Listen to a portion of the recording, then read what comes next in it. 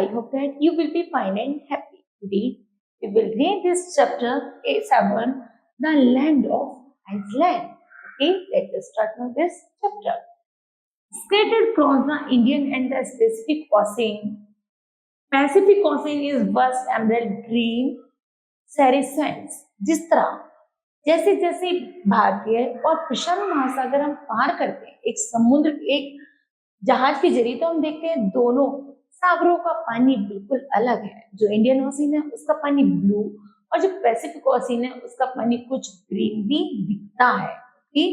Cold Indonesia, और जब हम उसको पार करते हैं तो हम इंडोनेशिया को क्षेत्र को कहते हैं। It is made up of जो बनाए लगभग 17.508 land in the biggest chain in the world. Only 6,000 of these lands are inhabited. इनमें से केवल 6,000 जमीन ऐसी है जिन पर मनुष्य रहते हैं। It has more than 350 tribes, जिनमें से लगभग 350 जातियां and ethnic groups और अन्य समुदाय रहते हैं।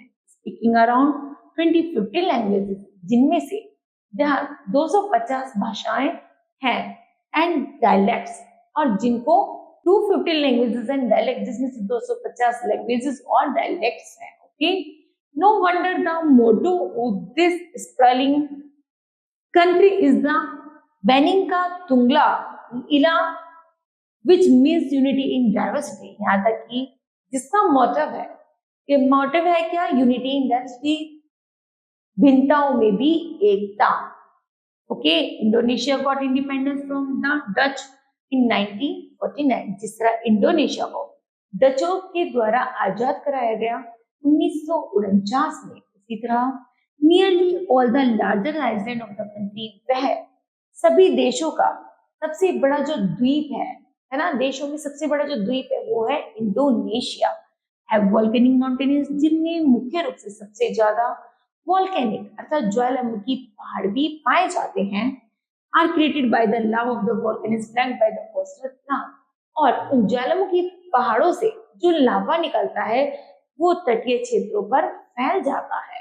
सम of the active volcanics have caused a lot of the destruction. जब ज्वालामुखी एक्टिव होते हैं तो वह बहुत सारा क्षेत्र, आसपास के क्षेत्र को डिस्ट्रक्ट नष्ट कर देते हैं अपने गर्म लावे से। For example the volcano Krakatoa which erupted in 1883। जिस तरह 1883 में जो इरेक्टेड का जो कारा कटुआ का जो ज्वालामुखी था, जिससे आसपास का क्षेत्र क्या हो गया था, इरेप्टेड हो गया था अर्थात नष्ट हो गया था। किल्ड मोर देन, इसमें लगभग 20,000 लोग मारे गए। And the sound of the biggest expression, और बहुत बड़ा शोषण का सामना करना पड़ा। रिकॉर्डेड was here 50,000 किलोमीटर, जिसमें से लगभग वोल्केनो के चारों तरफ 5,000 किलोमीटर का क्षेत्र कैसा हो गया, बिल्कुल बंजर हो गया। वेयर जहाँ पे Galunggung in the west Java ब्ली in the dense cloud of dust, जहाँ पर वेस्ट जावा में जो गैलुंगम जगह है वो भी एक्टिव वोल्केनो में से क्या है, एक करप्टेड एरिया है। Okay, that nearly brought down a passing airline, जहाँ पे पास से जो हवा की स्थानांतरण होता है, हवा गुजरती है, उसी के थ्रू वह लावा उस डायरेक्शन में फैल गया और उस जगह को भी उन्होंने क्या कर दिया, बंजर बना दिया। इन साउथर्न न्यूजीलैंड, उसी तरह दक्षिण में कुछ ऐसी जमीन है। अर्थक्वेक्स आर सो फ्रीक्वेंटली, मुख्य रूप से भूकंप भी इनका मुख्य कारण है। दैट दे किल और द इंजर 1,000 पीपल, जिसके कारण भी बहुत हजारों की संख्या में लोग मारे जाते हैं या फिर उनको चोटें लग जाती हैं। रेनफॉल, बरसात भी फ्रीक्वेंटली इरोड्स, मुख्य रूप से जो रेनफॉल होता है वो भी ऐसा ही कारण है।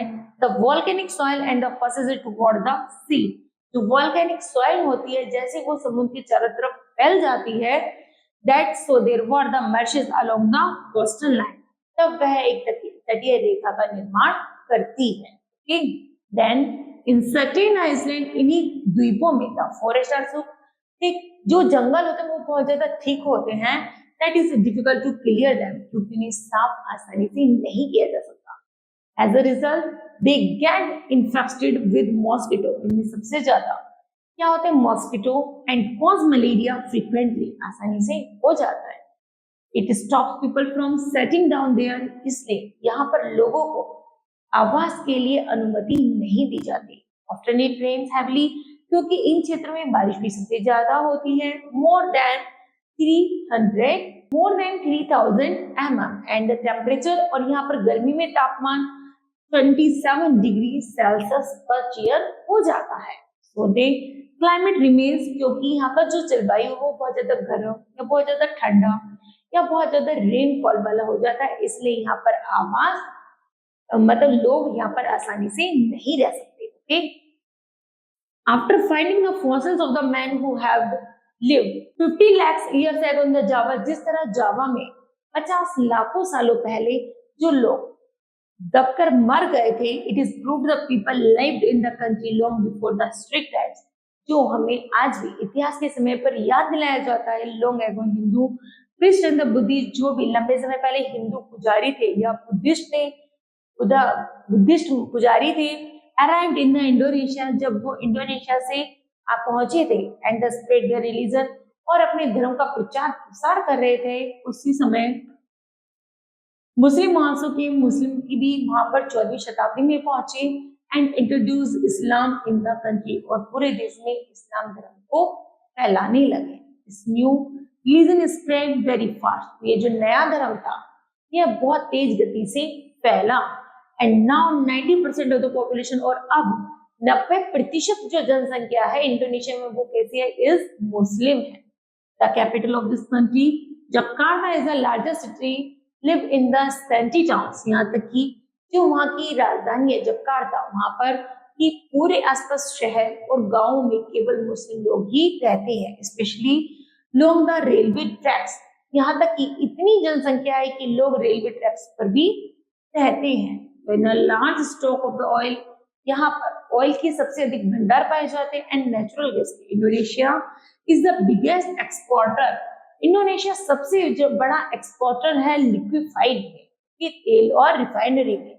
Natural gas in the world, it also export timbers to other countries, यहाँ तक कि यह टिम्बर लकड़ियों को भी सबसे ज्यादा एक्सपोर्ट करता है. It has copper in plenty, many of its land have plantation of sugar cane, मुख्य रूप से फसलों में sugar cane, coffee, T, palm and the spices की खेती करता है, सबसे ज्यादा एक्सपोर्ट करता है. Many of its land have plantation, क्योंकि इस जमीन पर सबसे ज्यादा खेती आसानी से की जा सकती है, क्योंकि ये कोस्टल एरिया में सबसे बड़ा क्षेत्र है और सबसे ज्यादा उपजाऊ है. शुगर कैन, मेज, cassava, sweet potatoes and the soya beans are the grown for the home markets. यहाँ तक कि आपसे आसपास के क्षेत्रों में भी इनको बहुत अधिक मात्रा में बेचा जाता है. One can also find fruits, यहाँ तक कि यहाँ पर मुख्य रूप से फल भी होते हैं, जैसे pineapple, bananas, papayas and mango in plenty, खूब पर्याप्त मात्रा में पाए जाते हैं.